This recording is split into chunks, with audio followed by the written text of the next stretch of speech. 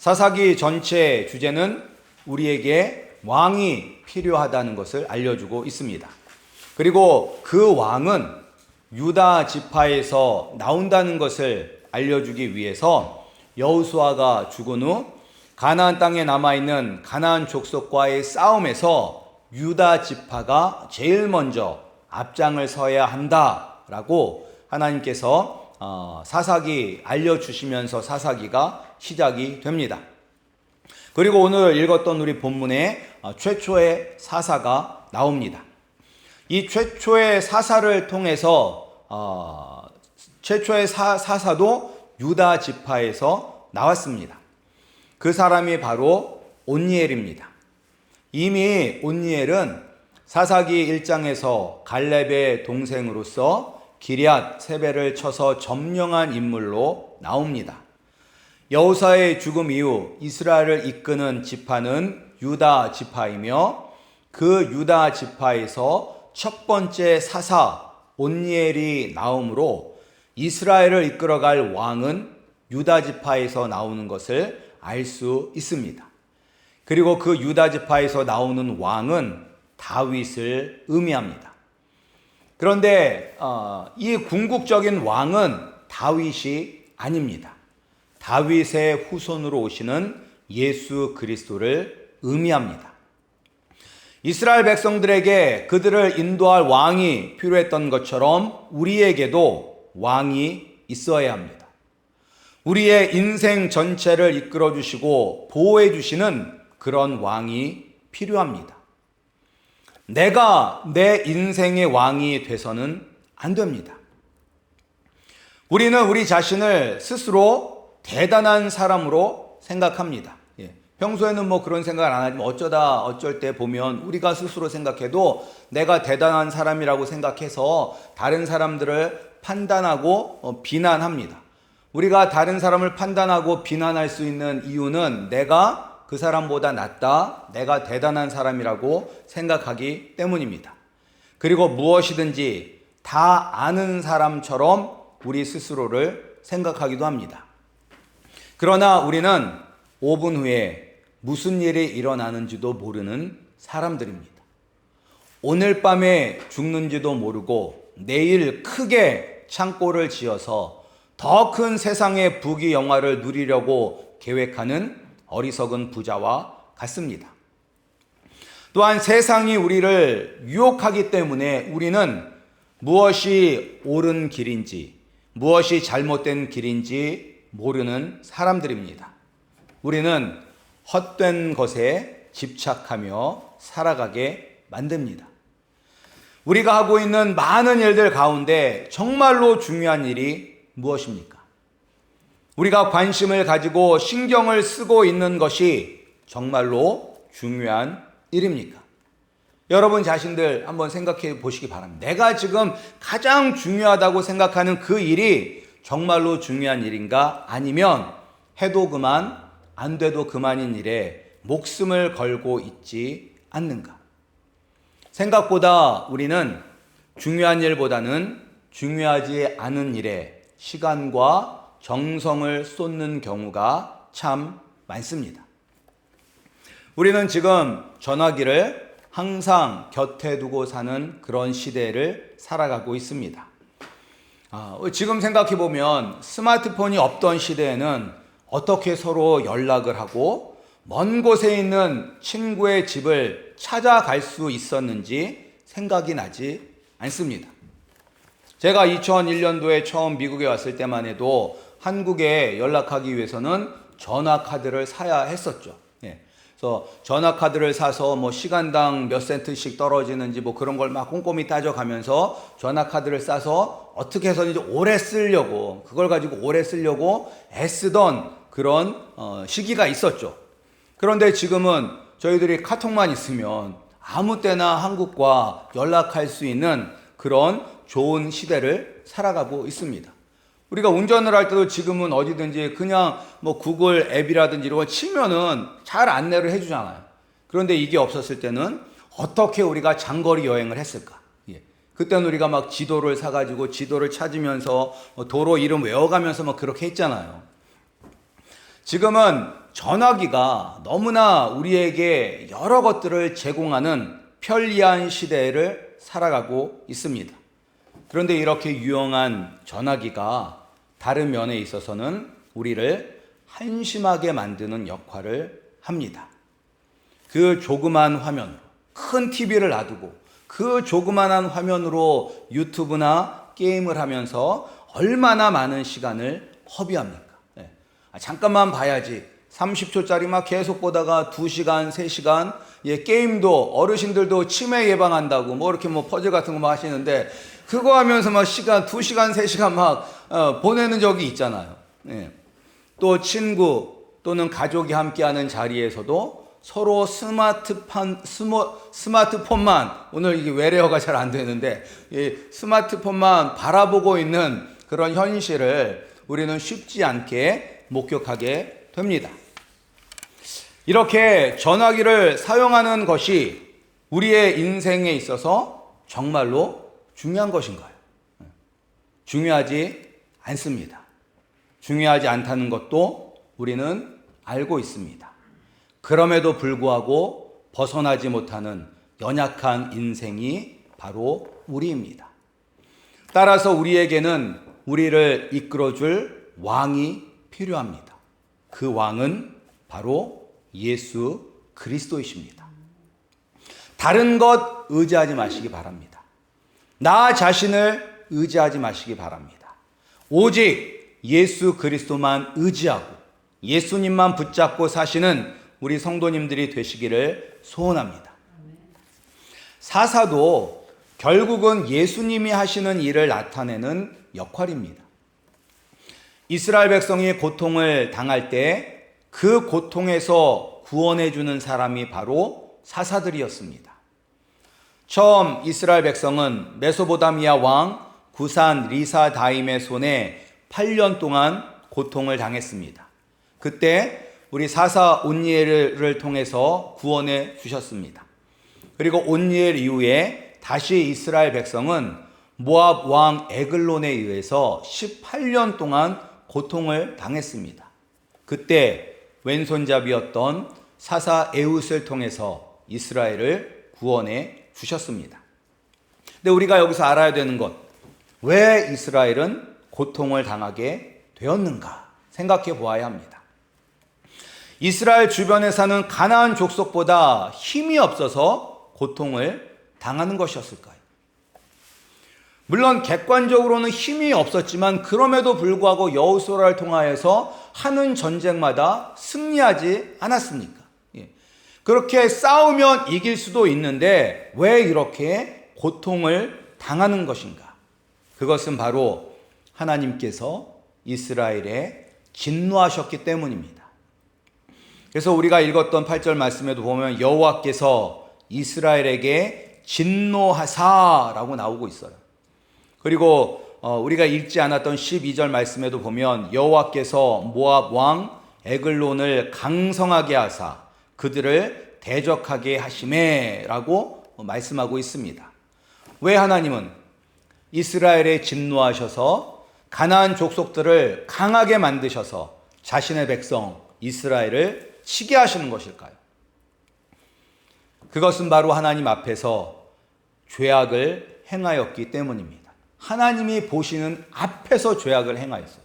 하나님이 보시지 않는 뒤에 가서 몰래 죄악을 행한 것이 아니라 하나님이 보시는 앞에서 죄악을 행하였습니다. 죄악은 다른 게 아니에요. 죄는 하나님을 사랑하고 하나님을 의지하는 것이 아니라 세상의 헛된 것을 사랑하고 세상을 의지하며 사는 것입니다. 우리 성도님들은 하나님을 사랑하고 하나님을 의지하며 살고 계십니까? 아니면 세상의 헛된 것을 사랑하고 헛된 것에 목을 매고 있으며 세상을 의지하며 살고 계십니까? 하나님을 사랑하지 않고 세상을 사랑하면 하나님은 분노하십니다. 왜냐하면 우리는 하나님의 백성, 하나님의 자녀이기 때문이죠. 예수 그리스도를 믿는 사람들은 다 하나님의 백성, 하나님의 자녀입니다. 그런데 하나님의 백성이 다른 왕을 섬기면 당연히 하나님이 분노하시는 것이 당연한 것 아닙니까? 그러나 하나님의 분노는 우리를 망하게 하려는 것이 아니라 우리를 다시 하나님의 품으로 이끄시기 위한 수단입니다. 하나님이 우리의 대적들을 통해서 우리를 치실 때 우리는 어떻게 해야 합니까? 바로 하나님께 부르짖어야 합니다. 하나님께 부르짖어야 돼요. 이스라엘 백성도 알고 있었습니다. 오직 하나님만이 우리를 구원해 주실 수 있다.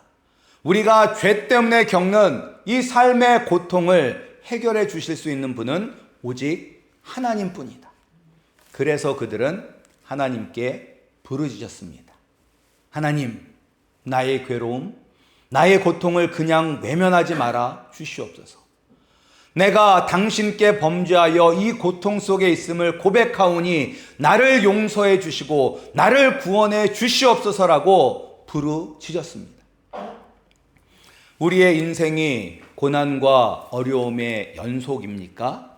하나님께 부르짖으시기 바랍니다. 내가 하나님께 고백하였던 그 모든 죄를 회개하고 하나님께 고백하시기 바랍니다. 죄를 회개하고 고백할 때 하나님의 은혜를 경험할 수 있습니다. 우리가 회개하지 않고서는 하나님의 은혜를 경험할 수 없습니다. 기독교 역사상 가장 큰 부흥 중의 하나로 기록되는 1907년 평양 대부흥도 죄를 회개하며 부르짖음에서부터 시작되었습니다. 초대교회도 폭발적으로 교회 부흥이 일어났었죠.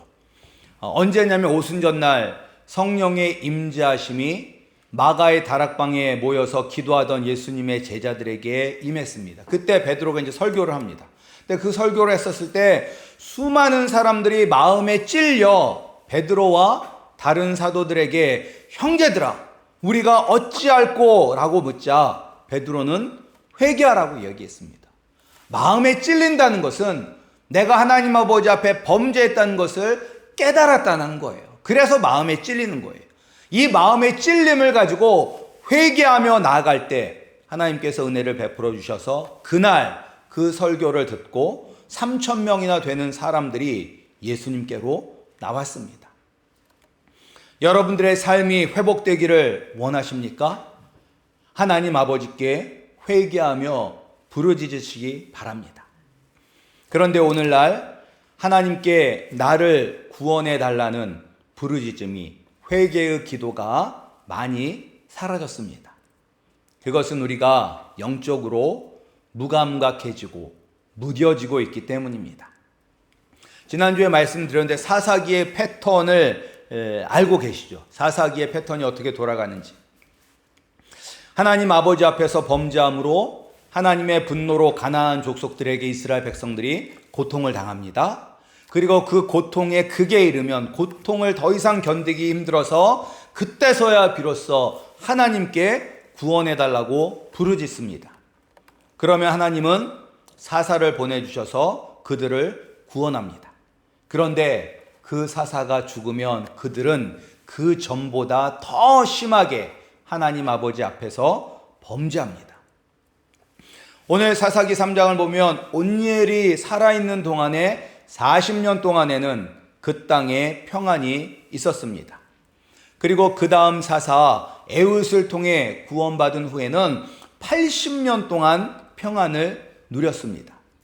그럼에도 불구하고 다시 하나님 아버지께 범죄하게 되어 똑같은 패턴을 반복하게 됩니다. 왜 이들은 하나님께 범죄할까요? 그것은 가나안 족속의 문화가 더 좋아 보이기 때문입니다.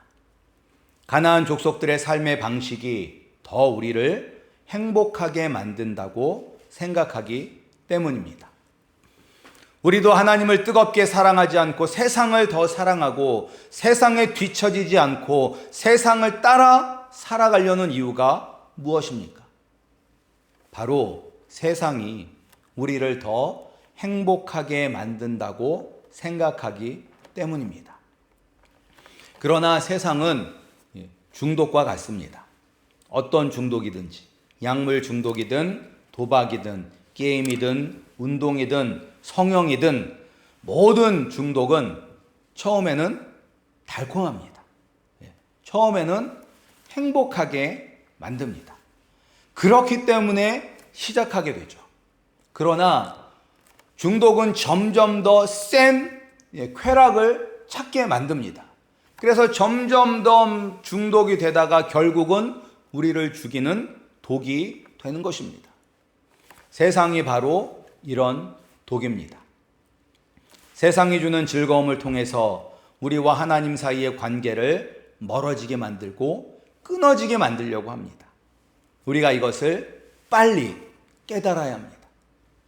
그러기 위해서 우리는 내 안에 있는 아주 작은 죄라도 그 죄 때문에 슬퍼하고 아파하고 통곡해야 합니다.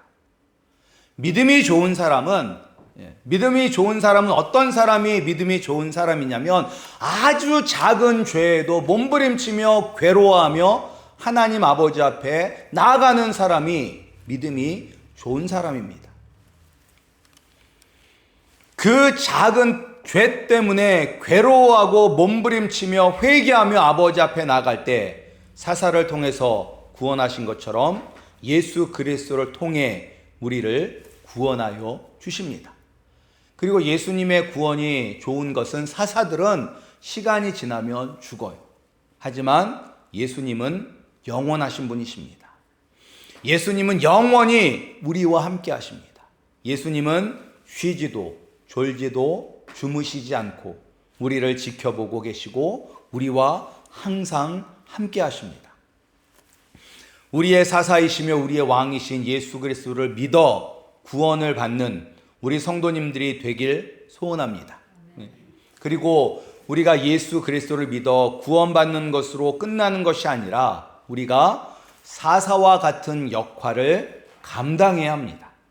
예수 그리스도를 믿는 우리는 그리스도의 대사, 그리스도의 군사, 그리스도의 향기입니다. 우리를 통해서 그리스도의 모습이 나타나야 합니다. 우리가 사사의 역할을 통해서 고통받고 있는 주의 백성들을 위로하고 격려하고 예수 그리스도를 전하여 죄에서 빠져나올 수 있게 해야 합니다. 누가 해야 되죠? 예수 그리스도를 믿는 모든 사람들입니다. 그런데 우리는 이런저런 핑계를 댑니다. 나는 못해요. 이래서 못해요. 저래서 못해요. 핑계를 댑니다. 그런데 우리만 그런 것이 아니라 모세도 그랬어요. 모세도. 하나님이 모세 보고 이스라엘 백성들을 이끌어라고 할 때 모세도 핑계 댔어요. 내가 이야기해도 사람들이 믿지 않을 거예요. 나는 말이 어눌해서 사람들에게 잘 설명하지 못해요. 다른 사람을 찾으세요. 나는 자격이 없습니다. 나 같은 사람 말고 자격 있고 능력 있는 사람 찾아보세요 라고 이 핑계 저 핑계 댔어요. 혹시 이 모습이 나의 모습이 아닌가요? 그런데 우리 모두는 모세뿐만 아니라 우리 모두는 다 자격이 없습니다. 하나님의 일을 행할 자격이 없을 뿐더러 구원받을 자격도 없었습니다. 우리가 얼마나 열심히 예수님을 위해 헌신하고 예수님의 뜻대로 살았습니까? 하나님의 은혜로 예수님을 믿기 전까지 우리는 하나님과 원수 되었던 사람들입니다. 세상을 사랑하고 세상의 헛된 것에 목을 매며 살았던 죄인입니다. 이런 자격 없는 우리를 하나님께서 먼저 사랑하여 주셨고 예수님께서 우리를 위하여 십자가에 못 박혀 죽으심으로 우리를 구원하여 주셨습니다. 하나님의 일도 마찬가지입니다. 자격이 있어서 하는 것 아닙니다.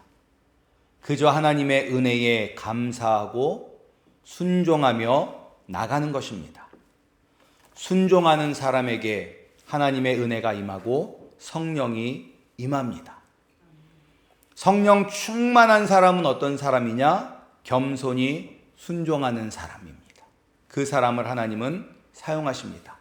우리가 읽지는 않았는데 이 온니엘의 뒤를 이어서 에웃이라는 사람이 이제 사사의 역할을 감당합니다.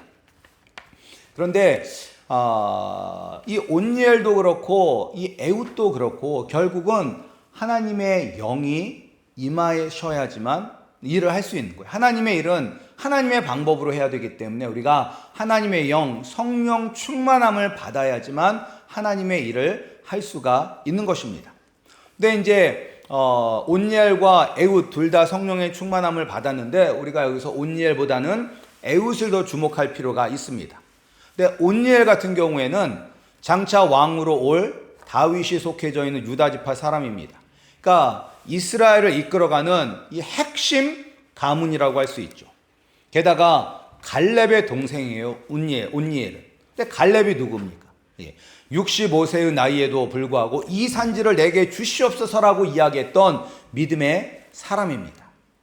이런 신앙이 좋은 집안 사람이니 당연히 하나님의 일을 감당할 수 있지요 라고 우리가 생각할 수 있습니다. 근데 그에 비해서 에훗은 아무것도 없는 사람이에요. 특별히 성경은 에훗을 묘사할 때 뭐라고 묘사하고 있냐면 왼손잡이 15절 말씀으로 한번 보시면 뭐라고 나와 있냐면 이스라엘 자손이 여호와께 부르짖음에 여호와께서 그들을 위하여 한 구원자를 세우셨으니 그는 곧 베냐민 사람 게라의 아들 왼손잡이 에훗이라. 왜 성경은 굳이 에훗이라는 사람이 왼손잡이라는 것을 기록했을까요? 그것은 에훗은 오른손을 사용할 수 없는 장애인이라는 것입니다. 오른손을 사용할 수 없는 장애인. 그리고 이 당시 장애는 하나님의 저주라고 생각했습니다. 그러니까 왼손잡이라는 말은 하나님의 저주받은 사람으로 사람들에게 무시받고 천대를 받던 사람입니다. 그러니까 쉽게 말해서 오른손을 쓸 수 없는 병신이에요. 오른손을 쓸 수 없는 병신. 그래서 에훗이 모압 왕 에글론에게 나아갈 때 군사들이 무기가 있는지 제대로 검사하지 않은 거예요. 오른손을 쓸 수 없는 병신이기 때문에. 이렇게 무시받고 병신 취급을 받던 에훗이 하나님의 일을 감당하는 사사가 되어 이스라엘을 구원하고 그 땅에 80년 동안 평화를 이루었습니다. 누가 이런 일을 가능하게 한 것입니까? 에훗이 능력이 있어서? 아니죠. 하나님이 하신 것입니다. 우리도 예수 그리스도를 온전히 믿고 그의 말씀에 순종하며 나아가면 온니엘처럼 에훗처럼 쓰임받을 수 있습니다. 필요한 모든 것을 다 채워주십니다. 에훗이 모압 왕 에글론을 죽인 후에 에브라임 산지에서 나팔을 불어서 이스라엘 자손들을 부르고 나를 따라오라. 여호와께서 너희의 원수들인 모압을 너희 손에 넘겨주셨다라고 외치자 이스라엘 자손들이 함께 나가 싸워 모압 사람 용사 10,000명을 죽였습니다. 아니 충분히 가나안 족속을 몰아낼 수 있는 힘이 있었는데 왜 바보처럼 그렇게 고통을 받고 살았나 라고 생각할 수도 있죠. 왜냐하면 그 부르침에 나가서 싸웠더니 그 용사들 10,000명을 죽였으니까. 그런데 하나님의 손에 사로잡힌 오른손을 쓸 수 없는 불구 에훗이 하나님께 순종하자 하나님께서 이스라엘 백성들에게 용기를 주시고 승리할 수 있게 싸워 주신 것입니다. 우리에게는 사사 에훗보다 더 위대한 예수님이 우리의 왕이십니다. 우리를 위해 우리보다 앞서 나가 싸우시는 우리 대장 되시는 예수님이 우리에게 있습니다. 예수님이 우리와 영원히 함께 하십니다. 따라서 우리도 예수님을 의지하며 그분의 말씀에 순종하면 온니엘처럼 에훗처럼 쓰임받을 수 있습니다. 우리에게 왕이 필요하다는 것을 아시기 바랍니다. 그리고 그 왕은 예수 그리스도이십니다. 또한 우리가 하나님을 사랑하는 것이 아니라 세상을 사랑하는 것이 바로 하나님 아버지 앞에 범죄하는 것이라는 것을 알고 하나님께 범죄하면 고통당한다는 것을 명심하여 작은 죄라고 무시하는 것이 아니라 사소한 죄라 할지라도 간절히 회개하여 하나님의 구원하심을 경험하시기 바랍니다. 그리고 우리가 주의 말씀에 순종하여 운니엘과 온니엘과 에우처럼 다른 영혼들을 주께로 인도할 수 있는 역할을 감당하시는 우리 성도님들이 되시기를 주님의 이름으로 축복합니다.